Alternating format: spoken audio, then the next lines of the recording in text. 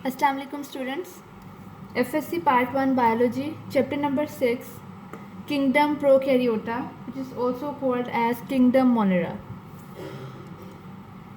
सबसे पहले अगर हम इसमें बात करें तो नाम से जैसे पता चल रहा है चैप्टर के कि है किंगडम प्रोकैरियोटा, तो इसका मतलब है इसमें हम स्टडी करेंगे प्रोकैरियोट्स को। प्रोकैरियोट्स जैसे हमने पहले भी पढ़ा हुआ है कि प्रो का मतलब होता है बिफोर, कैरियोन का मतलब होता है न्यूक्लियस। तो प्रोकैरियोट्स वो ऑर्गेनिज्म होते हैं जिनमें मेम्ब्रेन बाउंडेड ऑर्गेनेलिस और प्रोमिनेंट न्यूक्लियस नहीं होता। ठीक है, जैसे इसकी एग्जांपल यहाँ लिखी हुई है बैक्टीरिया एंड साइनोबैक्टीरिया। अच्छा, इसके बाद अगर हम बात करें, ये आप देख रहे होंगे नीचे दो चीज़ें लिखी हुई हैं। जो माइक्रोबायोलॉजिस्ट थे, जो माइक्रोब्स की यानी कि स्मॉल लिविंग क्रिएचर्स की स्टडी करते हैं, उन्होंने 2 मेजर ग्रुप्स में डिवाइड किया इन बैक्टीरिया को। First are called as eubacteria, second are called as archaebacteria. Eubacteria, eu means true bacteria and archaea means ancient bacteria. Eubacteria, it is basically a Greek word which means true bacteria, जो true जिनमें सारे characteristics हैं bacteria के। Archie bacteria वो bacteria हैं जो ancient times में, पुराने टाइम्स में कहा जाता था, और ये काफ़ी स्मॉलर डिवीजन है। ठीक है, इसके बाद इसमें काफ़ी सारी रिसर्च होकर जो आजकल हम स्टडी करते हैं बेसिकली वो यू बैक्टीरिया को करते हैं स्टडी।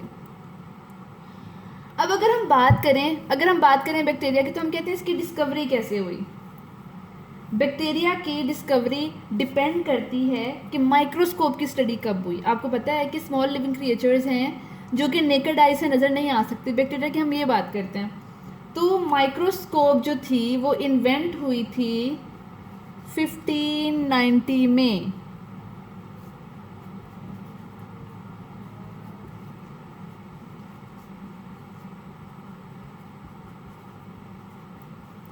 अब जाहिर है माइक्रोस्कोप 1590 में इन्वेंट हुई, इसका मतलब है उसके कई सालों बाद जो है वो काम हुआ, मतलब माइक्रोस्कोप पे जब काम हुआ उसके बाद बैक्टीरिया डिस्कवर हुए। तो हम ये कहते हैं कि जब माइक्रोस्कोप की इन्वेंशन हो गई उसके बाद साइंटिस्ट ने काम करना शुरू किया बैक्टीरिया की डिस्कवरी पर। तो एंटोनी, यहाँ देख रहे होंगे आप, Antonie van Leeuwenhoek was a scientist. इसने 1673 में काम किया था। फर्स्ट टाइम उसने ऑब्जर्व किया था माइक्रोब्स को। ठीक है, वो माइक्रोब्स थे कौन से? वो माइक्रोब्स थे बैक्टीरिया और प्रोटोजोआ। ठीक है, प्रोटोजोआ जो हैं हम डिटेल से पढ़ेंगे नेक्स्ट चैप्टर में विच इज़ किंगडम प्रोटिस्टा, उसमें हम डिटेल से पढ़ेंगे। वो भी स्मॉल लिविंग ऑर्गेनिजम्स हैं। यहाँ भी हम बात कर रहे हैं कि उसने क्या किया। तब जाहिर है 1590 में सिंपल माइक्रोस्कोप इन्वेंट हुई, तो उसने क्या किया, बैक्टीरिया को देखने के लिए उसने सिंपल माइक्रोस्कोप का यूज़ किया। ठीक है, उसने एग्जामिन किया इन बैक्टीरिया को माइक्रोस्कोप के नीचे, और उसके बाद उसने क्या किया, उसने इनको देखते हुए एक प्रॉपर ड्राइंग बनाई इन बैक्टीरिया की। ठीक है, उनके सारे स्ट्रक्चर्स को एक्सप्लेन किया कि ये बैक्टीरिया के स्ट्रक्चर्स होते हैं, और उसने इन स्मॉल क्रिएचर्स को, उसको ये एनिमल लाइक लगे तो उसने नाम दिया एनिमल्क्यूल्स।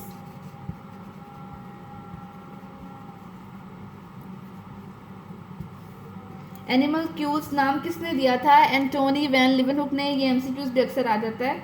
अब उसने सबसे पहले, अब बैक्टीरिया को हम तो ये कह रहे हैं कि ऑब्जर्व किया। सबसे पहले उसने ऑब्जर्व कहाँ किया था बैक्टीरिया को?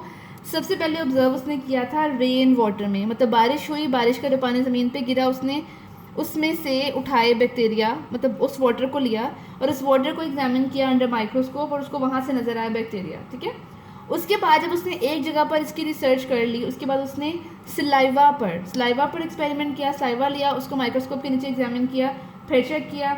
इसके अलावा विनेगर जो है सिरका, उसको यूज़ किया, उसमें ऑब्जर्व किया कि माइक्रोस्कोप हैं, मतलब माइक्रोब्स यानी कि बैक्टीरिया हैं या नहीं। फिर उसने इन्फ्यूजन्स ली, इन्फ्यूजन्स कहते हैं अर्थ को। उसने अर्थ में एग्जामिन किया कि हैं बैक्टीरिया हैं या नहीं, और इस तरह उसने बहुत सारे दूसरे सब्सटेंसेस को यूज़ किया। अब अगर हम नेक्स्ट बात करें तो आपके सामने लिखा हुआ है लुईस पास्चर। आपको पता है पास्चराइजेशन का कॉन्सेप्ट अगर हम बात करें, और फर्मेंटेशन का प्रोसेस की बात अगर हम करें, तो ये दोनों प्रोसेसेस से पास्चराइजेशन की हम क्या कहते हैं कि दूध को अगर एक सर्टेन टेम्परेचर पर बॉयल किया जाए तो उसमें मौजूद सारे बैक्टीरिया और सारे जर्म्स जो हैं वो किल हो जाते हैं। और फर्मेंटेशन का आपको प्रोसेस का पता ही है, खमीर उठाना। ठीक है, जैसे ब्रेड वगैरह हैं वो राइज होती हैं, वो फर्मेंटेशन के प्रोसेस से राइज होती हैं। अब क्या हुआ कि जब लुईस पास्चर की अगर हम बात करें, हम कहते हैं कि इन्होंने डिस्कवरी ऑफ बैक्टीरिया में हेल्प आउट किया दोनों ने। लुईस पास्चर जो था उसने माइक्रोबायोलॉजी की फील्ड में और मेडिसिन में बहुत ज़्यादा एक्सपेरिमेंट्स किए और बड़ी डिस्कवरीज की, ठीक है। उसने एक बीमारी होती है जिसका नाम है एंथ्राक्स। एंथ्राक्स एक बीमारी है जिसको कॉज करने वाला एक बैक्टीरिया होता है, उसका नाम है बैसिलस एंथ्रेकिस। ये बैक्टीरिया का नाम है। वो क्या करता है, वो एंथ्राक्स कॉज करता है। फाउल कोलेरा जो बेसिकली लंग्स की डिजीज़ है एंथ्राक्स। फाउल कोलेरा, अगर हम बात करें जो मुर्गियां हैं, जो बर्ड्स वगैरह हैं, उनमें हैज़ा जो है उससे फाउल कोलेरा कहते हैं। रेबीज़ जो है, किसी इंसान को अगर कोई डॉग काट जाए और उसके काटने से जो बीमारी होती है उसे हम कहते हैं रेबीज़। इसने क्या किया था, इसने लुईस पास्चर ने एंथ्राक्स के, फाउल कोलेरा और रेबीज़ के लिए जो है वो बहुत ज़्यादा वैक्सीन्स तैयार की, उसके लिए वैक्सीन्स तैयार की, ठीक है।